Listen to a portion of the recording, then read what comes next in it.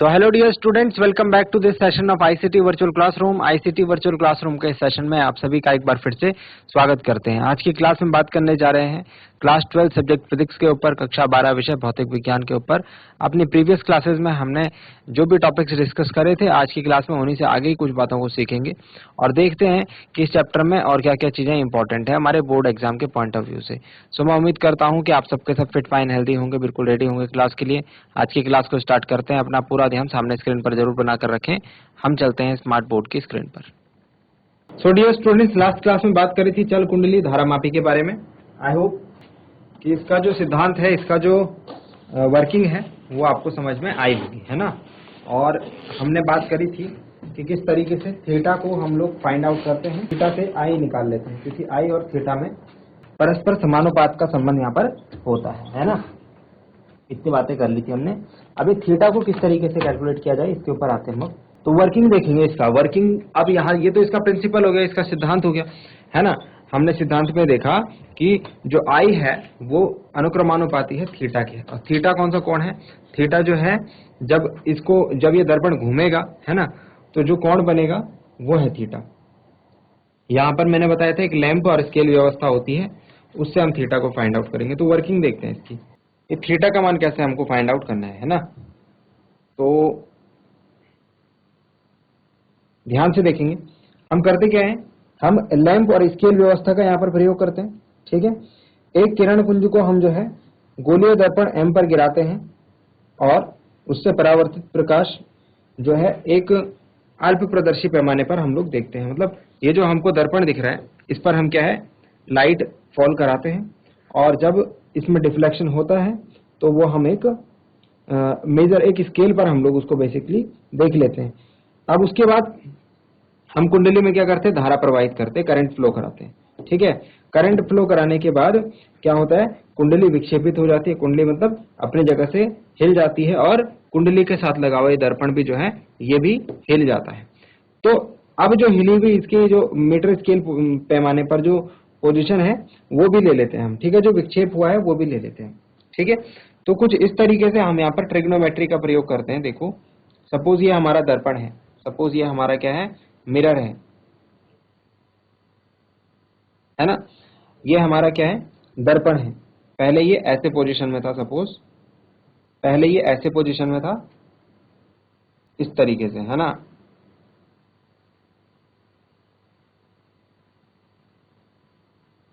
इस तरीके से पहले ये ऐसी पोजीशन में था और उसके बाद विक्षेपित होने के बाद ये इस पोजीशन में चला गया। पहले पोजीशन ये थी, ठीक। और ये इसका परावर्तक पृष्ठ ये वाला है भाई, ऐसे ये वाला, ठीक है। अब देखो कि यहां से अगर मैं इसको कैलकुलेट करने के लिए मैं कौन सा तरीका यूज करता हूं, यहां पर लगा रहता है एक स्केल, इधर यहां पर ये लगा हुआ है एक स्केल, ठीक है। पैमाना जिसको बोलते हैं ये वो लगा हुआ है, ठीक। इस पर जो है नंबरिंग होगी। अब यहाँ पर जो है सपोज यहाँ पर हमने इसको सेट करा हुआ है, ये 0 है इसका, ये क्या है इसका 0 है। यहाँ से ये सपोज ये क्या है 0 है इसका। अब जैसे ही डिफ्लेक्शन होगा, जैसे ही क्या होगा विक्षेपित होगी कुंडली, तो सपोज ये जो हमने यहाँ पर सेट करा था ये सपोज हिल करके यहाँ पहुंच गया, है ना। ये वैल्यू जो विक्षेपण जो है ये सपोज यहाँ पहुंच गया, ठीक है। अब हमको पता करना है कि यहाँ पर थीटा की वैल्यू कितनी होगी। थीटा ये वाला कोण है जो विक्षेपण हुआ है, ये वाला कोण है थीटा, ये बीच वाला कोण। तो इसके लिए हम क्या करते हैं, इसके लिए हम बेसिक जो है ट्रिग्नोमेट्री का यूज करते हैं। यहाँ पर हम लोग लगाते हैं tan 2 theta is equal to small d upon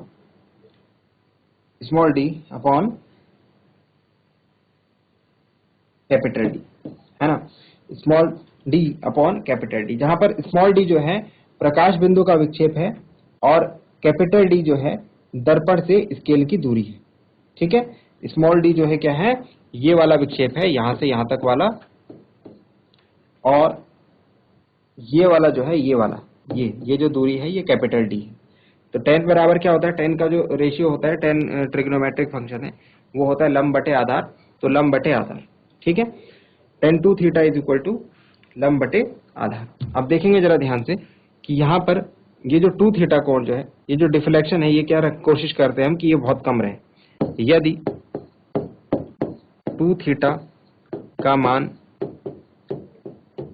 बहुत कम है ना, तो अगर tan 2 थीटा का मान कम होगा, अगर tan के एंगल का मान कम होता है तो tan का जो एंगल है, tan की जो वैल्यू होती है वो लगभग उसी एंगल के बराबर आ जाती है ना। tan 2 थीटा लगभग 2 थीटा के बराबर होगा, कब? जब 2 थीटा जो है बहुत छोटा होगा। तो इससे मैं क्या मतलब समझू? इससे मैं ये मतलब समझूंगा, ये मैथ्स है, थोड़ा इसमें मैथ्स लगती है ना, d/d, ठीक है। और यहां से हमको थीटा की वैल्यू मिल जाती है, थीटा बराबर d/2d, थीटा बराबर d/2d। अब थीटा के लिए हमारे पास फॉर्मूला आ गया, हमको क्या करना है, ये d और 2d का मान कैसे पता चल जाएगा?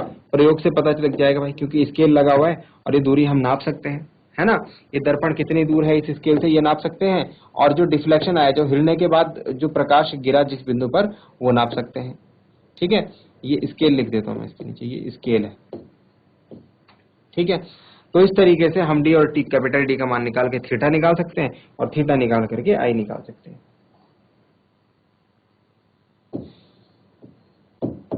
प्रयोग से डी व डी का मान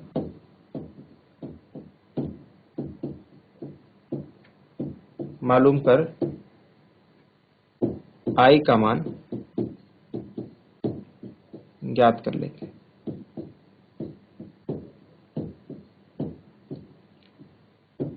तो ये है भाई चल कुंडली धारा मापी की वर्किंग, ठीक है, उसका सिद्धांत और प्रयोग जो है वो किस तरीके से हमको करने हैं, नोट डाउन करेंगे भाई।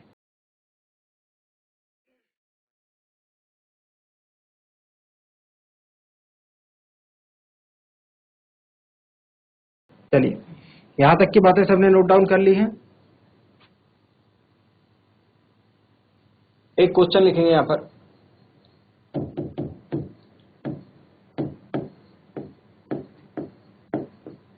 चल कुंडली धारा मापी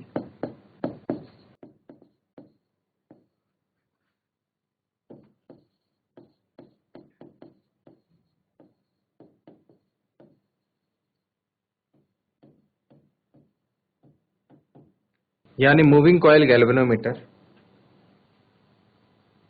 में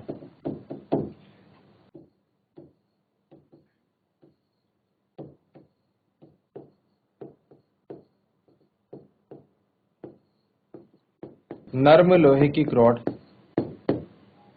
और बी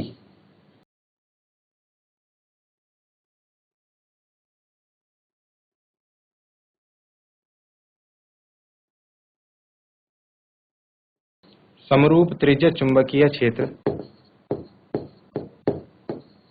का क्या तात्पर्य है?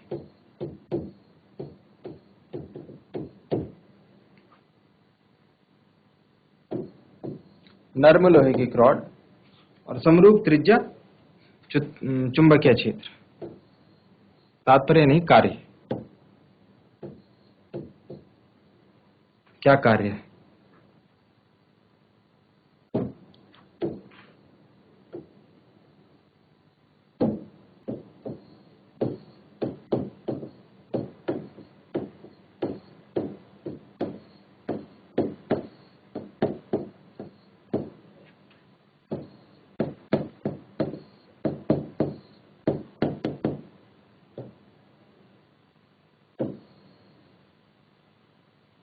फर्स्ट, नर्म लोहे की रॉड का कार्य।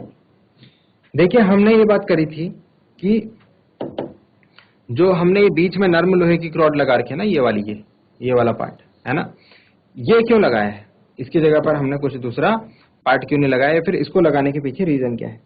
इसको लगाने के पीछे सीधा सीधा रीजन ये है कि आप जानते हैं जो नर्म लोहा है उसकी जो चुंबकशीलता है वो अधिक है, ठीक है, वो अधिक होती है। इस वजह से क्या होता है, इस वजह से ये होता है कि जब इसको हम क्या करते हैं, कुंडली को चुंबकीय क्षेत्र के बीच में रखते हैं, तो इस नर्म लोहे की रॉड से होकर के ज्यादा चुंबकीय क्षेत्र रेखाएं गुजरती हैं, और ज्यादा चुंबकीय क्षेत्र रेखाएं मतलब ज्यादा प्रबल चुंबकीय क्षेत्र, है ना, चुंबकीय क्षेत्र की तीव्रता बढ़ जाती है, और चुंबकीय क्षेत्र की तीव्रता बढ़ने से धारा मापी की सुग्राह्यता बढ़ जाती है ना। तो इसको लिखेंगे हम,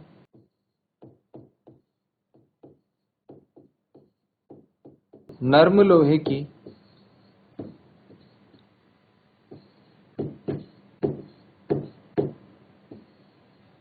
चुंबकशीलता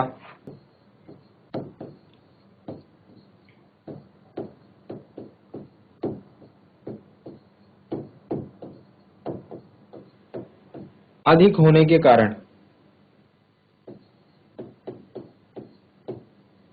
क्रोड से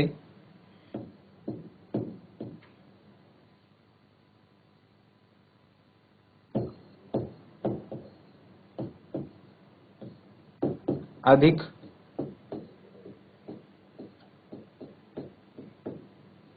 बल रेखाएं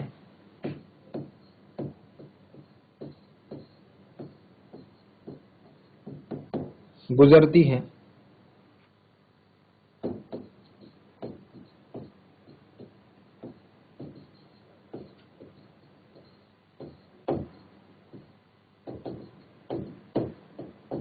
जिससे चुंबकीय क्षेत्र की तीव्रता यानी कि इंटेंसिटी ऑफ मैग्नेटिक फील्ड बढ़ जाती है और इससे धारा मापे की सुग्राह्यता इंप्रूव हो जाती है।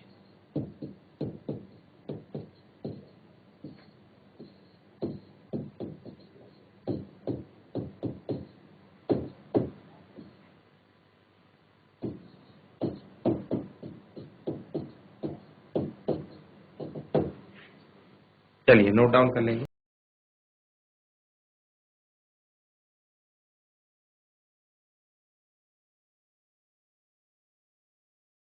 अतः धारा मापे की सुग्राह्यता बढ़ जाती है। नेक्स्ट पार्ट करेंगे इसका।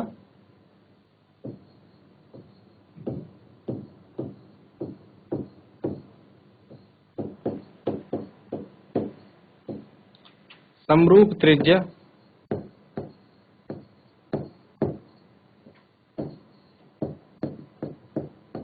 चुंबकीय क्षेत्र का कार्य।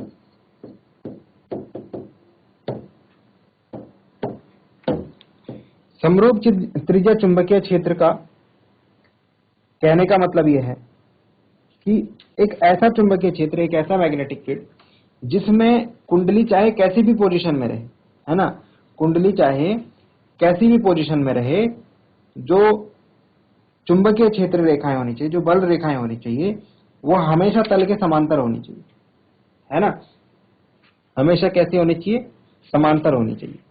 तो इसका मतलब है, लिखेंगे इसमें, समरूप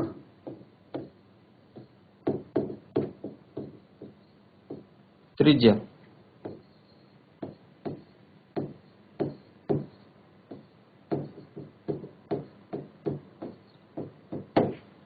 चुंबकीय क्षेत्र में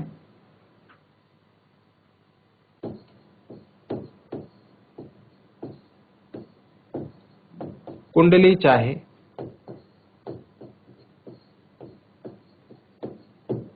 किसी भी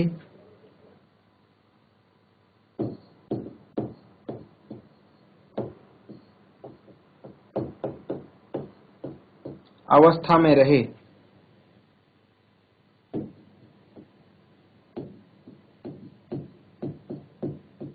बल रेखाएं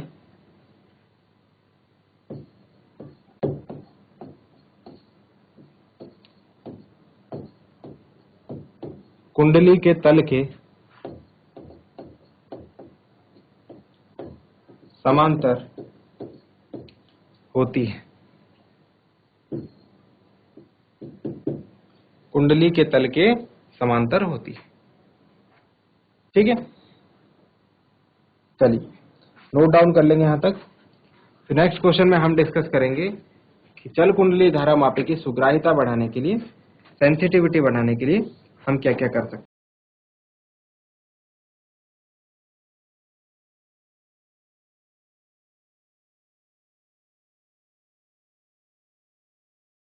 चलिए नेक्स्ट क्वेश्चन लिखेंगे।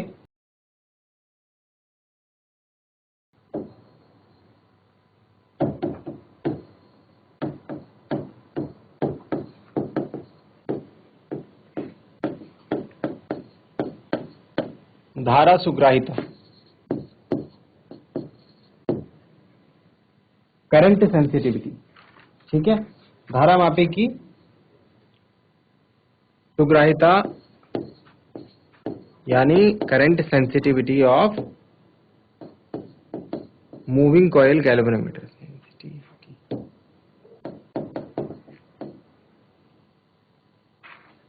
किस प्रकार बढ़ाई जा सकती है? किस प्रकार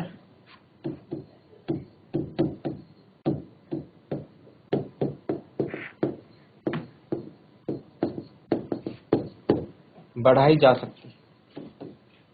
धारा सुग्राहिता किस प्रकार बढ़ाई जा सकती है? देखिए,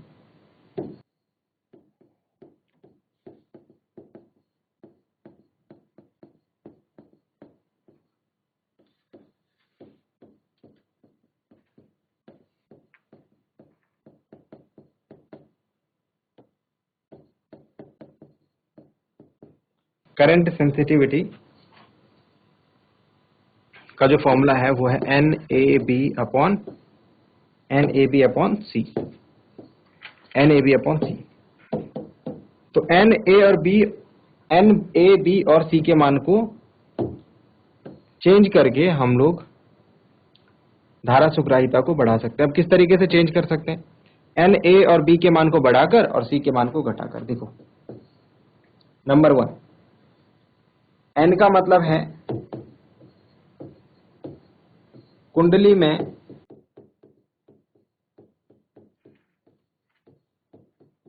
फेरों की संख्या, कैपिटल N को बढ़ाकर, क्योंकि ये क्या है? अनुक्रमानुपाती है भाई। नंबर 2,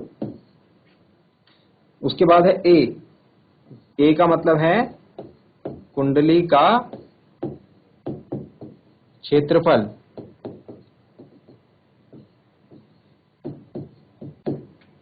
A बढ़ाकर। नंबर 3 है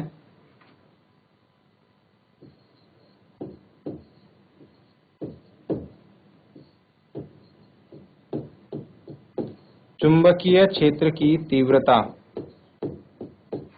ब्रैकेट में B का मान बढ़ाकर। और लास्ट बचा C जो है, C का मतलब होता है, C का मान तो घटाना पड़ेगा हमको। और C का मतलब क्या है? C का मतलब मैं यहां लिख दे रहा हूं साइड में। C का मतलब होता है प्रति एकांक रेडियन, 1 रेडियन विक्षेप अगर आ जाए, 1 रेडियन का डिफ्लेक्शन अगर आ जाता है कुंडली में,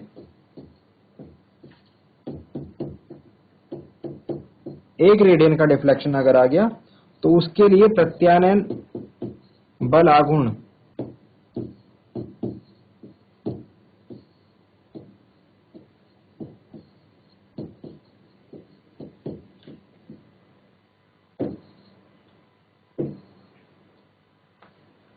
ठीक है। तो इस तरीके से हम क्या कर सकते हैं? धारा मापी की सुग्राहिता को बढ़ा सकते हैं, कुछ ऐसे काम करके। नोट डाउन करेंगे जरा जल्दी से।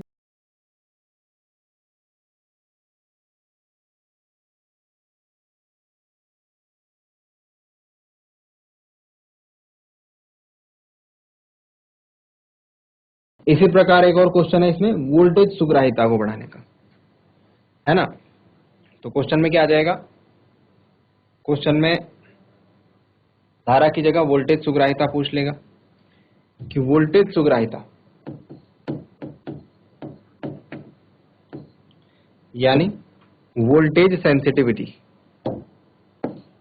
किस प्रकार से बढ़ाई जा सकती है, ठीक है। तो वोल्टेज सेंसिटिविटी को बढ़ाने के लिए हमको सबसे पहले वोल्टेज सुग्राहिता का फॉर्मूला देखना होगा। वोल्टेज सुग्राहिता का फॉर्मूला होता है NAB/CR, NAB/CR, क्योंकि आप जानते हैं ना V बराबर IR होता है, V बराबर क्या होता है IR, है ना।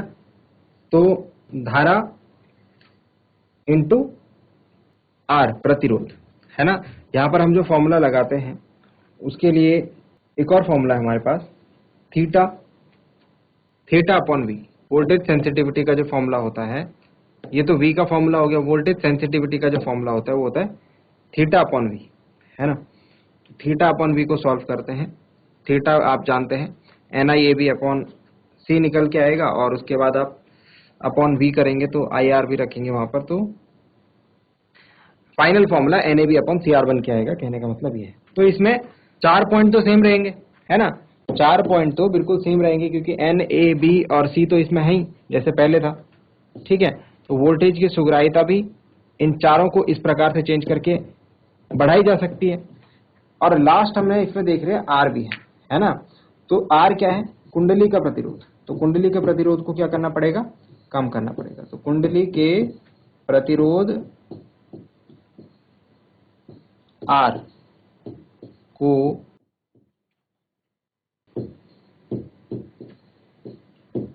तो इस तरीके से वोल्टेज सुग्राहिता और धारा सुग्राहिता को बढ़ा सकते हैं। यहां से पूछा जा सकता है वोल्टेज सुग्राहिता और धारा सुग्राहिता में क्या रिलेशन है, क्या संबंध है, तो वो भी आप लिख सकते हैं। सो डियर स्टूडेंट्स, उम्मीद करते हैं कि आपको आज की क्लास में जो बातें बताई गई हैं वो समझ में आई होंगी, आपको इंटरेस्टिंग लगी होंगी, और साथ ही साथ आपने उन्हें नोट डाउन भी किया होगा। ये भी उम्मीद करते हैं कि घर से आप इन चीजों को एक बार रिवाइज करके जरूर लाएंगे। मिलते हैं अगली क्लास में ऐसे ही किसी इंपॉर्टेंट और इंटरेस्टिंग टॉपिक के साथ।